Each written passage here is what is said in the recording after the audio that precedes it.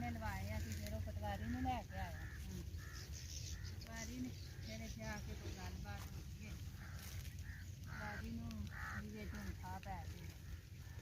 ਉਹ ਆਂਦਾ ਮੇਰਾ ਉਹ ਭਾਈ ਕਦੇ ਆਂਦਾ ਮੇਰਾ ਲੱਖ ਰੁਪਈਆ ਤੇ ਮੋਟਰਸਾਈਕਲ ਉਹ ਜਿਹੜੇ ਮਰਜ਼ੀ ਪਾ ਸਕਦੇ ਨੇ ਹਾਂ ਇਹ ਆਂਦੇ ਨੇ